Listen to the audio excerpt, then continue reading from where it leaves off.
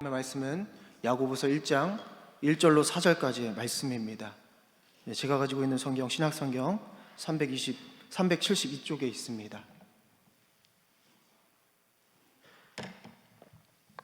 야고보서 1장 1절로 4절까지 말씀인데요, 우리 다 같이 함께 합독하도록 하겠습니다. 함께 읽겠습니다. 하나님과 주 예수 그리스도의 종 야고보는 흩어져 있는 12지파에게 문안하노라. 내 형제들아, 너희가 여러 가지 시험을 당하거든 온전히 기쁘게 여기라. 이는 너희 믿음의 시련이 인내를 만들어내는 줄 너희가 알미라. 인내를 온전히 이루라. 이는 너희로 온전하고 구비하여 조금도 부족함이 없게 하려 함이라. 아멘. 아멘. 할렐루야. 오늘도 변함없는 말씀을 통해 우리가 회복되어지고 또 충만한 은혜로 돌아가는 이 시간이 되었으면 좋겠습니다. 우리 항상 금요 시간 되면 이렇게 인사하는데요, 이렇게 인사하셨으면 좋겠습니다. 잘 오셨습니다. 네, 잘 오셨습니다. 네,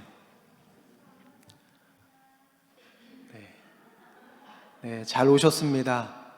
말씀 가운데 우리 주님께서 여러분들에게 말씀하시고 응답하실 줄로 믿습니다. 한 신학자가요, 철학자가 이런 이야기를 했습니다. 절망이란 죽음에 이르는 병이다. 혹시 들어보셨나요? 절망한다는 것은 죽음에 이르는 병이다. 여러분, 절망이라는 것이 무엇입니까? 절망이라는 것은 바라볼 것이 없게 되어서 모든 희망이 끊어져 버린 것을 이야기를 합니다. 그럼 여러분, 이 절망감이라는 걸 우리가 어느 때 경험을 하게 됩니까? 우리 앞에 여러 가지 시험, 여러 가지 고난 가운데 있을 때, 우리가 그것을 해결하지 못할 때 우리는 절망 가운데 있습니다. 우리 현실은 우리가 가만히 생각해 보면요, 절망할 수밖에 없는 시험의 문제거리들이 너무나도 많습니다. 그런데 우리가 오늘 말씀을 통해 우리가 믿음 가운데 직시해야 될 것이 있습니다. 그게 무엇이냐면, 고난, 이 절망의 상황을 마주하는 우리 자신들의 태도를 한번 봐야 된다는 거예요. 오늘 함께 읽은 이 야고보서는요, 우리 앞에 시험을 대면하는 우리 태도에 대해 분명하게 말씀하고 있습니다. 즉, 예수님을 믿는 자들이 어떻게 행동하고 살아야 하는지에 대해서 그 지침을 우리들에게 주고 있어요. 우리 오늘 말씀 1장 1절을 함께 읽어보도록 하겠습니다. 하나님과 함께 읽겠습니다. 시작. 하나님과 주 예수 그리스도의 종 야고보는 흩어져 있는 12지파에게 문안하노라. 아멘. 오늘 야고보가 이 야고보서를 쓴 대상이 누구입니까? 오늘 말씀 보니까 뭐라고 얘기하고 있죠? 흩어져 있는 12지파에게 문안한다 라고 이야기를 합니다. 여러분, 흩어져 있는 이 12지파가 누구를 뜻하는 것일까요? 단순히 그냥 흩어진 유대인들을 말씀하는 게 아니고요, 예수를 믿고 주로 영접한 유대인들을 향해 이야기를 하고 있어요. 이 예수를 믿고 영접한 유대인들을 향해 말하는 것이 무엇이냐면, 디아스포라들에게 너희가 예수를 믿고 환난과 핍박을 갖고 있으나 너희들이 분명히 보아야 할 것은 이것이다 라는 말씀을 지금 야고보가 전하고 있는 것입니다.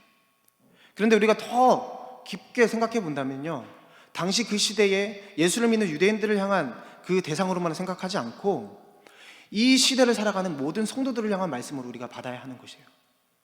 여러분, 그때 유대인들에게 한 말씀이야 이렇게 생각하지 마시고요, 나를 향한 하나님의 말씀으로 오늘 이 말씀을 받으시길 바랍니다. 여러분, 흩어졌다는 것은 무엇을 의미할까요? 당시 시대의 상황만 보더라도요, 자신의 임의대로 흩어진 것은 아닌 것 같습니다. 분명히 외압적인 어떤 강요와 어려움들이 있었던 것 같아요. 이들이 예수를 믿기 때문에 받아야 하는 고난과 핍박으로 인해서 흩어져 생활할 수밖에 없었다는 것입니다. 우리의 삶도 이렇게 되돌아보면요, 마찬가지인 것 같습니다. 우리가 그리스도인으로 살아가면서 우리가 겪는 시험으로 인해 우리가 흩어지는 것이 무엇인지 우리가 피부로 느끼며 살아가고 있는 것 같아요. 우리가 환경적인 요소를 한번 생각해 봅시다. 여러분, 우리가 거의 1년 넘게 코로나로 인해서 참 어려움을 겪고 있습니다. 누구 한 명만 겪는 게 아니잖아요. 지금 다 같이 그 어려움을 겪고 있는데, 여러분, 이 코로나를 통해서 우리가 가장 어려워하는 것이 무엇입니까? 어떤 것이 어렵습니까? 특히 우리 교회 공동체 안에 여러분, 어떤 것이 어려우세요? 네, 어떤 게 어려우세요? 너무 이렇게 무겁게 생각하시는 것 같아요. 네, 대답해 주셔서 감사합니다. 여러분, 우리가 가장 큰 어려움은요, 모여야 하는 이 자리를 이 코로나가요, 흩어져야 하는 자리로 바꾸어 버렸다는 거예요. 여러분, 교회 공동체만 그렇습니까? 그렇지 않아요. 여러분들이 지금 다니고 있는 직장이라든가 또 학교라든가 여러분 가정 안에서도요, 이 코로나라는 이 질병이 우리의 삶을 흩어지게 만들고 우리를 뿔뿔이 흩어지게 만든다고 버렸다는 거예요. 그런 현실을 살아가는 오늘 흩어진 이 성도들에게 야고보는 이렇게 말씀을 하고 있습니다. 오늘 본문의 말씀 야고보서 1장 2절의 말씀 한번 읽어보도록 하겠습니다. 네, 형제들아 함께 읽습니다. 시작.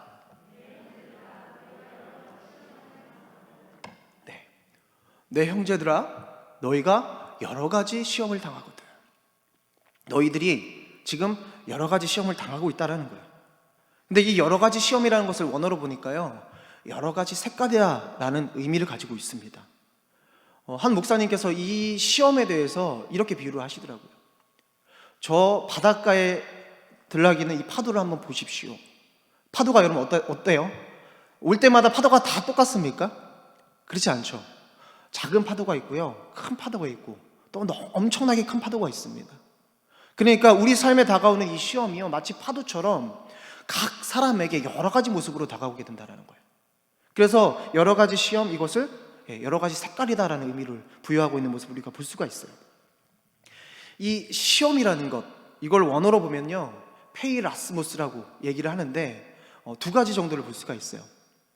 죄의 유혹으로 인해 오는 시험과 또 두 번째는 우리가 믿음으로 살아갈 때 다가오는 시험, 그 시련을 이야기를 하고 있습니다. 우리가 그 초점을 오늘 어디에 좀 맞춰서 보면 좋겠냐 생각해 보면, 우리가 믿음으로 살아갈 때 우리에게 닥쳐오는 그 시련, 그 고난을 우리가 받아들이면 좋을 것 같습니다. 저와 여러분들의 인생을 지금까지 온 인생과 한번 이렇게 스캔해 보는 거예요. 여러분, 많은 시험과 어려움이 있으셨죠?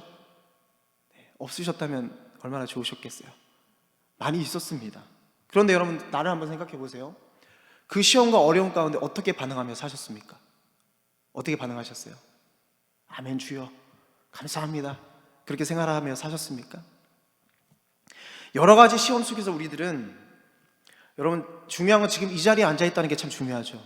그러나 여러분, 우리에게 오는 그 시험 속에 살아가는 우리들은요, 이 시험 속에서 너무나도 하나님 앞에 불평하고 원망했던 모습들을 찾아볼 수가 있어요. 그런데 오늘 이 야고보가요, 우리에게 뭐라고 얘기하냐면, 우리 2절 말씀 다시 한번 볼까요? 한번 같이 읽도록 하겠습니다. 다시 한번 읽겠습니다. 시작. 내 형제들아, 너희가 여러 가지 시험을 당하거든 온전히 기쁘게 여기라. 아멘. 여러분, 지금 야고보가 뭐라고 얘기하고 있나요? 내가 당하는 시험 앞에 지금 어떻게 하라고요? 기쁘게 여기라고 이야기를 하고 있습니다. 예수를 믿는 당신들이 이렇게 살았으면 좋겠습니다 라는 당부의 얘기가 아니에요. 여러분, 이것을 원어로 좀 읽어보게 되면 명령적인 구조입니다. 예수 믿는 당신들이라면 이렇게 살아내야 됩니다 라고 이야기를 하고 있는 거예요. 여러분, 이것이 우리가 기쁨이라고 얘기하니까 우리의 감정적인 요소를 우리가 받아들일 수 있는데, 여러분, 그것을 이야기하는 게 아니에요. 이 고난, 이 시험을 받아들이는 우리의 태도를 이야기하고 있는 것입니다. 여러분, 이 원망과 불평 속에 가끔 우리의 모습은 어떻습니까? 원망과 불평을 하게 됩니다. 그러다 보면요, 어떤 일이 벌어지냐면 내 삶에 침체가 오게 되고요, 신앙적으로 너무 바닥을 걷게 되는 이런 경험들을 하게 되는 거예요. 그럴 때 여러분, 우리 안에 있는 여러 시험을 기쁘게 볼 수 있는 태도가 필요하다라고 이 야고보가 지금 이야기를 하고 있는 것입니다. 여러분, 그 기쁨의 결과가 무엇이기에 우리에게 여러 가지 시험이 오거든 기뻐하라 라고 이야기를 하고 있습니까? 우리 3절의 말씀을 한번 읽어보실까요? 3절입니다. 함께 읽습니다. 시작. 이는 너희 믿음의 시련이 인내를 만들어내는 줄 너희가 알미라. 먼저 우리가 3절 말씀 가운데 살펴볼 수 있는 것은 뭐냐면, 우리가 받는 시험에 대해서 이렇게 얘기하고 있어요. 믿음의 시련이다. 여러분, 믿음의 시련이라는 게 무엇입니까? 세상이 말하는 시련과는 차원이 틀린 것입니다. 우리가 이 세상을 살아갈 때 다가오는 시련 앞에서는 여러분, 우리가 어떤 반응을 보이냐면 금방 우리의 어떤 인생이 무너질 것 같은 느낌이 드는 거예요. 그래서 자포자기하고 무너질 때가 있다는 것입니다. 그런데 여기에서 말하는 믿음의 시련은요, 이것과는 차원이 틀린 것이에요. 왜 그러냐면 종착지가 있습니다. 그 종착지가 있기 때문에 우리가 여러 가지 시험 가운데 인내해야 된다라고 말을 하고 있는 것입니다. 여기서 말하는 인내란 휘포모네라는 이 단어인데요, 이런 뜻을 가지고 있어요. 아래에 머물다. 여러분 지금 무슨 얘기입니까? 주어진 상황 아래서 능히 견디고 이겨내는 능력을 말하는 것입니다. 저는 이 말씀을 준비하면서 사랑하는 아내가 우리 사랑하는 자녀 아이를 뱃속에 품었을 때를 한번 생각해 봤어요. 여러분 여성이 아이를 갖는 것이 시험입니까? 고난입니까? 여러분 어떻게 생각하십니까? 배가 아이를 낳으면 낳을수록요 어떻게 해요? 이 어머니들은 힘들어요. 너무나도 고달픕니다. 그런데 여러분 이 엄마가 그것을 시험이다 고난이다라고 얘기합니까? 그렇지 않아요. 왜 그렇습니까? 분명한 종착지가 있기 때문에 그래요. 자기 뱃속에서 이 생명이 품어지고 결국에는 이 생명이 태어날 것을 알고 있기 때문에 그 종착지가 있기 때문에 결코 엄마는 이것이 고난이다 시험이다라고 얘기하고 있지 않습니다. 여러분 오늘 말씀에서 말하는 종착지가 무엇입니까? 그 종착지는요 오늘 4절 말씀에 말씀하고 있어요. 우리 4절 말씀은 한 번만 더 같이 읽도록 하겠습니다. 함께 읽습니다. 시작.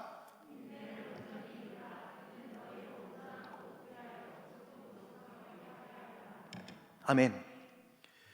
여러분 믿음의 실현을 통해 우리가 인내할 때 그 종착지는 바로 뭐라고 얘기해요? 온전함이다라는 것을 이야기를 하고 있어요. 야고보서에서는요 이 온전함에 대해서 이 뒤편에 여러분들 읽어보시면 알겠지만 계속해서 이야기를 하고 있거든요. 근데 여러분 이 온전하다는 것을 우리가 오해할 수 있어요. 퍼펙트 완전함의 개념이 아닙니다. 뭐일까요? 영어로 말하진 않겠습니다. 성숙함입니다. 여러분 완전하신 분은 예수님밖에 없습니다. 할렐루야. 우리는 그 능력을 힘입을 뿐입니다. 주님께서 오늘 말씀하시는 이 인내를 통해 온전하여진다는 의미는 우리가 믿음 가운데 성숙해진다는 것을 이야기를 하고 있는 거예요. 믿음의 실현을 통해 성숙한다는 의미는 무엇인가요? 그것은 여러분들이 살아가는 삶의 이유, 가치가 틀려진다는 거예요. 주어진 시험 앞에서 우리가 피하지 않고 직면하게 되는 능력을 갖게 되는 것입니다. 무슨 얘기냐면 여러분 우리 삶 앞에 시험이 끝없이 다가오는데요 그 삶이 오히려 흐트러지지 않습니다. 그 시험을 통해 내 삶이 무너지는 것이 아니라 오히려 내 신앙이 더욱더 돈독해지고 단단해지고 더 튼튼해지는 모습을 볼 수가 있는 거예요. 여러분 그런 경험을 하고 계시죠? 시련 앞에서 나의 믿음이 더욱 단단해짐을 여러분 느끼며 살아가십니까? 아니면 자포자기 하십니까? 여러분 온전하고 구비하여 조금도 부족함이 없다는 것이 무엇입니까? 저는 이렇게 생각합니다. 여러분 그것은 믿음이라고 생각해요. 현실에서 막연하고 답이 없는데 우리를 곤란하게 하는 문제들, 우리를 두렵게 하는 시험거리들이 너무 많은데 그러나 그 어떤 것도 하나님의 손밖에 있는 것은 없다라는 믿음의 고백을 하나님 앞에 드리는 거예요. 여러분 오늘 하나님 앞에 그 고백을 드릴 수 있게 되기를 간절히 소망합니다. 하나님 손밖에 미치지 않는 것은 없습니다. 여러분 그것이 믿음이지 않습니까? 여러 가지 시험 앞에 흔들리지 않고 믿음으로 살아낸 사람들을 우리가 성경을 통해 여러 사람을 볼 수가 있어요. 여러분 보통 시험 고난하면 누가 떠오르시나요? 네, 욥을 많이 이야기하시잖아요. 그렇죠? 네, 오늘 욥 이야기는 하지 않겠습니다. 저는 사도 바울을 이야기하고 싶어요. 여러분 사도 바울이요 고린도 교회에서 사역할 당시에 물론 복음을 전하는 그 사역 자체가 고난이었죠.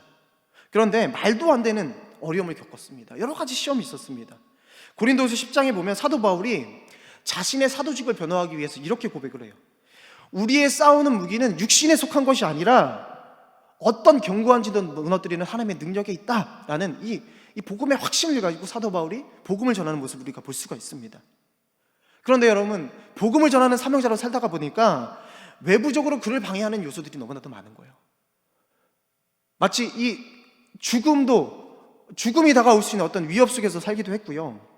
가장 큰 어려움도 있었습니다. 그게 뭐냐면 인신적인 공격이에요. 우리 고린도후서 10장 10절 말씀에 이런 이야기가 있는데 제가 읽어드리겠습니다. 그들의 말이 그의 편지들은 무게가 있고 힘이 있으나 그가 몸으로 대할 때는 약하고 그 말도 시원하지 않다 하니. 여러분 많은 성도들이요 많은 이들이 이 사도 바울의 편지를 받고 그의 힘 있는 말씀을 받아 힘을 얻고 그랬습니다. 근데 그의 외형적인 모습을 보면서 이들이 어떻게 평가하냐, 이렇게 얘기를 하는 거예요. 당신이 신의 사자라면 왜 이렇게 약하고 천하게 생겼는가? 왜 말이 어눌한가? 또 이렇게 얘기하는 거예요. 왜 밤낮 감옥에 갇혀 있는가? 당신의 신이 살아계시다면 왜 당신이 밤낮 어려움을 당하는가? 라는 이야기를 하는 거예요. 여러분, 만약에 제가 사도 바울이었다고 생각한다면 저는 쥐구멍이라도 들어가고 싶었을 심정인 것 같습니다. 근데 여러분, 사도 바울은 어떻게 하냐? 흔들리지 않았습니다. 사도 바울이 이 마음자리에 분명히 잡혀있는 그 믿음이 있었어요. 그 믿음이 어떤 믿음이냐? 우리 고린도전서 2장 1절로 2절 말씀을 함께 읽어보도록 하겠습니다. 형제들아, 함께 읽습니다. 시작. 형제들아, 내가 너희에게 나아가 하나님의 증거를 전할 때에 말과 지혜의 아름다운 것으로 아니하였나니 내가 너희 중에서 예수 그리스도와 그가 십자가에 못 박히신 것 외에는 아무것도 알지 아니하기로 작정하였습니다. 아멘. 개인적으로나 또 외부적으로 갖는 온갖 경우에 묶여 있는 것을 겁내지 않겠다. 내가 이 교회에 올 당시에 아무것도 갖춰진 것이 없었지만 나는 딱 하나를 각오할 것이다. 그게 무엇이냐? 예수 그리스도와 그가 십자가에 죽으신 것만 기억하기로 한다라는 이 결단이 이 사도 바울 마음 가운데 있었던 거예요. 아무리 큰 핍박과 아무리 큰 시험이 그 가운데 닥쳐올지라도요, 그 믿음이 바울 가운데 있으니까요, 오히려 더 견고해지고 더 버텨지게 되고 하나님을 전하는 이 복음의 열정이 더 강해지는 것을 우리가 사도 바울을 통해 볼 수가 있는 것입니다. 복음을 전하다가 그가 당하는 굶고 춥고 헐벗게 되는 모든 일들이 다른 사람에게는 흉이 되었어요. 그러나 사도 바울은요, 그것 하나하나가 다 주님께서 일하시는 방법이라는 그런 믿음을 갖게 되었다는 것입니다. 여러분, 이런 이야기가 있습니다. 환난은 인내를, 인내는 뭘 낳는다고 하죠? 연단을 낳는다고 합니다. 연단은 소망을 보는 것이죠. 우리가 여러 가지 시험 가운데 인내하게 될 때 우리가 연단받게 되는데요, 여러분, 그것이 무엇입니까? 우리가 무엇을 알게 되는 것입니까? 지금도 변함없이 자신의 모든 삶을 통해서 주님께서 일하고 계신다는 것을 깨닫게 되는 것입니다. 여러분, 변함없이 일하시는 그 주님의 능력을 믿으십니까? 네, 오늘 여러분들에게 임하게 되기를 소망합니다. 여러분, 우리가 또 한 사람을 살펴보기를 원하는데요, 구약시대에 이 요셉의 이야기를 너무나도 잘 아시죠? 요셉이요, 하나님이 주신 꿈을 꾸었을 뿐입니다. 그런데 여러분, 그의 인생은 어떻습니까? 시험의 연속이었습니다. 이 요셉에 대해서 소개하는 이 시편 말씀에 보면 시편 105편 17절 이하의 말씀에 이렇게 이야기를 해요. 그가 한 사람을 앞서 보내셨으며 요셉이 종으로 팔렸도다. 그의 발은 착고를 차고 그의 몸은 쇠사슬에 매였으니. 여러분, 그가 꾼 꿈으로 인해서 형들에 의해 미움을 받게 됐고 애굽 땅의 노예로 팔려가는 어려움을 겪게 됩니다. 또 그곳에서 노예 생활을 하다가 보디발의 아내의 유혹을 믿음으로 지켰지만 무고를 당하고 감옥에 갇히는 일이 벌어지게 돼요. 여러분, 성경은 요셉이 여호와를 의지하였기 때문에 형통하다라고 이야기를 하고 있지만 우리가 그의 현실을 말씀을 통해 바라다 보면요, 믿음을 지킬 때마다 무엇이 있었습니까? 그의 생각하는 정반대인 어려움, 시험이 계속되는 것을 우리가 볼 수가 있어요. 그가 하나님 앞에서 성실한 삶을 살았지만 결국에는 노예가 되고 오늘 말씀처럼 감옥에 가고 착고를 차고 쇠사슬에 묶인 인생이 되었다는 것입니다. 그런데 여러분, 그 모습을 통해 우리에게 보여주시는 것이 있습니다. 오늘 소개해드린 20편 105편의 20편의 말씀을 계속해서 묵상해 보면 요셉의 삶이요, 능동적인 삶이 아니라 수동적인 삶이었다는 거예요. 자, 그가 능동적으로 대한 것은 믿음을 지키는 일밖에 없었습니다. 그런데 그의 모든 삶은요, 수동적인 삶인 거예요. 자신의 선택으로 이루어진 건 단 하나도 없었습니다. 105편 17절 19절 말씀 우리가 방금 전에 봤지만 다시 한번 보도록 하겠습니다. 제가 읽어드릴게요. 그가 한 사람을 앞서 보내셨으며 요셉이 종으로 팔렸도다. 그의 발은 착고를 차고 그의 몸은 쇠사슬에 매였으니 곧 여호와의 말씀이 응할 때까지라. 그의 말씀이 그를 단련하였도다. 여러분, 요셉의 자리는 철저히 자신이 움직여서 만들어진 자리가 아니었습니다. 누가 지금 만들어가는 자리입니까? 하나님께서 만들어 가신 자리였다는 거예요. 배고편 20절 말씀 봅니다. 그 말씀에 이렇게 얘기해요. 왕이 사람을 보내어 그를 석방하며 뭇 백성의 통치자가 그를 자유롭게 하였도다. 요셉이 감옥에서 탈옥하였습니까? 아니에요. 바로왕이 사람을 보내어 그를 빼냈습니다. 바로왕의 힘으로 그를 빼내게 된 거예요. 여러분, 그 바로왕의 위에는 누가 계셨던 것입니까? 하나님께서 함께 하셨다는 것이죠. 결국 왕의 꿈을 해석하게 되고 총리가 되어지는 것이 여러분들이 잘 아시는 결말입니다. 근데 여러분, 우리가 요셉의 삶을 통해 볼 수 있는 것은 무엇입니까? 그 안에 일어난 모든 시험이 결국에는 하나님의 일하심이었다는 사실을 우리가 알게 되는 거예요. 자신이 한 것은 아무것도 없습니다. 모든 것이 수동태고 하나님의 사람을 보내어 하셨다는 사실, 요셉은 그저 그 삶을 버텨냈을 뿐이고 하나님을 향한 믿음을 지켜냈을 뿐입니다. 인내하였던 것 뿐입니다. 그래도 누가 일하고 계십니까? 하나님께서 일하셨다는 거예요. 여러분, 놀라운 것은요, 요셉 자신이 걸어온 인생이 우연이 아님을 그때서야 깨닫게 되는 거예요. 자신들의 삶 속에 수없이 많이 일어났던 시험들이 결국에는 하나님의 계획이었다는 것을 깨닫게 되는데, 여러분, 그 계획이 너무나도 컸기 때문에 자기의 믿음으로는 그것을 담아낼 수 없었다고 깨닫게 되는 거예요. 내가 알 수 없는 그 하나님이 길을 내셔서 나를 지금 여기까지 인도해 나셨다는 것을 고백하게 되는 거예요. 그 고백을 우리가 어디에서 볼 수 있습니까? 이 요셉이 자기 아버지와 형제들을 만났을 때 이렇게 고백합니다. 당신들이 나를 이곳에 팔았다고 해서 근심하지 마십시오. 하나님이 생명을 구원하시려고 나를 당신들보다 먼저 보내셨습니다. 또 이렇게 고백해요. 하나님이 큰 구원으로 당신들의 생명을 보존하고 당신들의 후손을 세상에 두시려고 나를 당신들보다 앞서 보내셨습니다. 나를 이리로 보내는 이는 당신들이 아니요, 하나님이 이 모든 것을 다 하셨습니다라고 고백을 하는 것입니다. 하나님이 나를 이 애굽 땅의 통치자로 세우셨습니다. 그의 온갖 시험과 어려움을 통해 요셉이 깨닫는 거예요. 그렇구나, 하나님이 이렇게 일을 하셨구나. 여러분, 이것을 통해 우리는 무엇을 보게 됩니까? 하나님께서는 여러 가지 시험으로 묶여있는 우리의 현실의 자리에서 우리에게 일어나는 모든 어려움 속에 일하시고 계신다는 것입니다. 요셉이었기 때문에 그런 게 아니에요. 여러분, 지금도 변함없이 여러분들 갖고 있는 시험과 어려움, 고난 속에서 일하고 계신다는 사실을 여러분들이 깨닫시기를 간절히 소망합니다. 여러분, 생각해 보십시오. 자신들이 죄인이라고 잡아넣었던 자에 의해서 애굽과 온 세상이 구원을 받습니다. 형들이 요셉을 팔아먹어서 마지막엔 구원을 받는 거예요. 생각했던 일입니까? 그렇지가 않습니다. 여러분, 시험을 기쁘게 여길 수 있는 이유가 바로 여기에 있습니다. 그 종착지를 말씀을 통해 우리가 알기 때문에 그래요. 여러분, 그 종착지를 향하여 우리는 인내해야 될 줄로 믿습니다. 왜요? 그리고 그 연단을 통해 우리가 깨닫는 것은요, 이거예요. 하나님의 일하심은 우리의 생각과는 너무나도 다르다. 여러분, 하나님의 일하심을 함부로 판단해서는 안 돼요. 하나님 대체 뭐 하고 계십니까? 함부로 부르시셔서도 안 돼요. 우리 삶에 일어나는 모든 시험을 우리가 경험할 때, 여러분, 우리는 내가 누구인지, 또 이 세상이 어떤 세상인지, 또 그 가운데 일하시는 하나님은 어떤 분이신지에 대해서 우리가 경험하게 되는 거예요. 여러분, 우리의 모든 삶의 여정은요, 이 고난과 시험 앞에 이 모든 것을 담아내는 것입니다. 담아낸다는 것이 무엇입니까? 하나님께서 그 담아낸 고난과 시험을 통해서 일하시는 것을 우리가 보게 되는 거예요. 여러분, 저는 마지막으로 예수님을 한번 묵상해 보기를 원합니다. 우리가 수많은 시험에 대해 이야기하지만, 여러분, 가장 큰 시험과 고통을 받으신 분이 누구십니까? 여러분, 바로 예수님이십니다.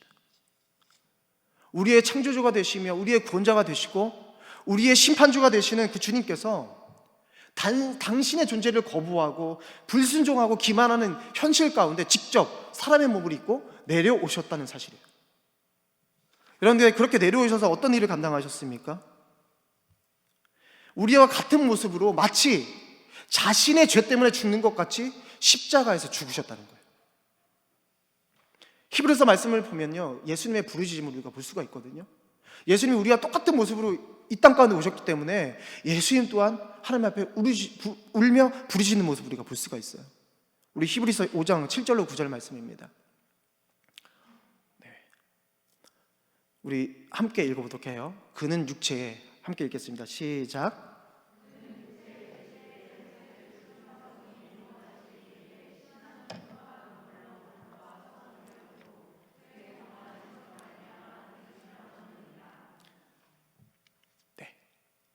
여기까지 읽겠습니다.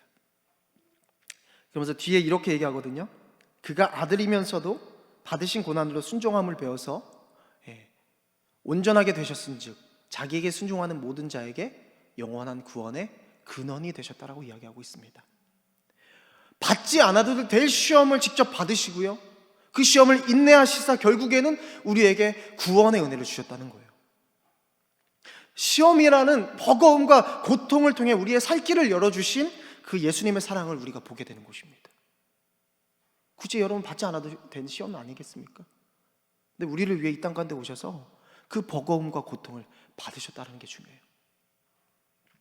우리는 흔히 기독교가 죽음을 이는 종교라고 이야기를 합니다. 그래서 우리가 승리라는 이 결과에 대해서 너무 쉽게 이야기를 해요. 근데 저는 이렇게 반대적으로 한번 얘기해 드리고 싶어요. 예수님께서 행하신 일이 무엇입니까? 우리 삶의 가장 큰 시험들, 즉 죽음과 고통과 공포와 두려움, 또 우리의 의심을 하나님이 어떻게 놀라운 영광의 것으로 만들어 가시는지 우리가 보게 되는 것입니다. 너무나도 두려운 현실이지만 우리 주님께서는 그 공포와 두려움을 가지고 자신의 영광의 것으로 바꿔주셨다는 거예요. 예수님의 십자가 사건은요, 단순히 큰 고통의 사건이 아닙니다. 그 수많은 시험과 시련 속에서 죽음으로 끝나는 우리의 인생을 자신의 부활을 통해 참 생명이 종착지라는 것을 보여주시는 하나님의 일하심이라는 거예요. 여러분, 근본적으로 하나님께서 예수님의 희생을 통해 우리에게 보여주시고자 하는 것이 무엇입니까? 우리가 우리 스스로 만들어 놓은 공간에서 사는 것이 아니라 결국 우리 모두는 하나님께서 만들어 놓으신 텍스트 속에서 살아가고 있다는 사실이에요. 그래서 하나님께서 계획하시는 대로 우리들을 이끌어가고 계시다는 것입니다. 여러분, 그 만들어 놓으신 시간과 공간 속에서 우리는 여러 가지 시험, 갈등, 또 여러 가지 버거움과 고통으로 우리 삶 안에 하나님의 일하심을 담아내고 있는 것입니다. 믿음의 시련이 여러분 우리의 삶을 가로막는 것 같습니다. 그러나 여러분, 우리가 기억할 것은 그 시련 가운데 우리는 인내해야 한다는 것입니다. 우리 앞에 모든 어려움을 고스란히 담아내어 그 모든 것이 당신의 영광을 위한 도구였음을 우리 주님께서는 분명히 여러분들의 삶을 통해 보이실 것입니다. 여러분, 기다리시겠습니까? 어렵고 힘들지만 여러분 끝까지 인내할 수 있었으면 좋겠어요. 여러분, 어떤 시험을 가지고 이 자리 가운데 나오셨습니까? 우리가 기쁨으로 그 시험을 여러분의 삶에 담아낼 수 있는 축복이 있길 소망해요. 그 은혜를 좀 달라고 기도했으면 좋겠어요. 온전하고 구비하여 조금도 부족함이 없는 그 예수님만 바라보는 이 시간이 되셨으면 좋겠습니다. 우리 하나님께서 예수 안에서 이루신 바 그 승리를 우리의 인생 속에서도 똑같이 구체적이고도 성실하게 담아내고 일하고 계신다는 사실을 여러분 분명히 기억하시길 바랍니다. 저와 여러분들이 겪는 현실, 지금 우리의 모든 조건은 하나님이 일을 이루시는 방법이며 하나님의 지혜이며 하나님의 능력입니다. 내가 모자라고 부족해서 내가 이 시험을 이겨내지 못한 거 여러분 자책하지 마십시오. 왜 그렇습니까? 여러분이 처해 있는 그 상황이 하나님의 일이 구체적으로 일어나는 현실이기 때문에 그렇습니다. 여러분 끝까지 인내하시길 바랍니다. 제가 욥 이야기 안 한다 그랬잖아요. 마지막에 욥 이야기하라고 마치겠습니다. 여러분, 욥이 어떤 고백을 했죠? 자신의 삶이 온전히 하나님의 창조주 하나님께 순복하는 삶임을 깨닫게 되면서 이런 고백을 했죠. 그가 나를 단련하신 후에는 내가 정금같이 나으리라. 저는 이 고백보다요 더 마음에 와닿는 말씀이 있었습니다. 우리 욥기 42장 5절 말씀 한번 읽어볼까요? 우리 함께 읽겠습니다. 시작. 내가 주께 대하여 귀로 듣기만 하였사오나 이제는 눈으로 주를 배움나이다. 아멘. 여러분, 하나님께서는 자신의 목적 가운데 시험 속의 인내로 살아가는 성도들에게 이 모든 것이 하나님의 일하심이었다는 것을 경험하게 하시는 아주 특별한 은혜를 주시고자 합니다. 시험 가운데 있으십니까? 특별한 은혜가 나에게 있다는 것을 여러분 기대하시기 바라요. 그 특별한 은혜가 무엇입니까? 우리의 삶이 고난과 시험을 이겨낸 선진들과 같이, 또 예수님과 같이 인내할 때, 그때 여러분 어떤 은혜가 있습니까? 죽게 대하여 귀로만 듣기만 하던 우리의 삶이 이제는 눈으로 주를 베고 또 주의 일하심을 보는 온전한 자가 되는 것입니다. 그래서 이렇게 하나님께서 우리를 말씀해 주시는 거예요. 너의 그 삶이 복되다. 야고보서 5장 말씀에 보면요, 이 욥의 인내를 하나님께서 복되다라고 말씀하시거든요. 여러분, 저와 여러분들의 삶이 귀로 하나님의 말씀만 듣는 것이 아니라 이제는 눈으로 그 역사하심을 바라보는 은혜가 있게 되기를 간절히 소망합니다. 여러분, 그것을 위해 우리가 끝까지 인내해야 될 줄로 믿습니다. 왜 그렇습니까? 그 인내 뒤에 하나님께서 주시는 분명한 열매가 있기 때문입니다. 여러분, 어떤 시험을 가지고 오셨는지 모르지만 오늘 주님 앞에 간절히 기도하는 이 시간이 되기를 소망합니다.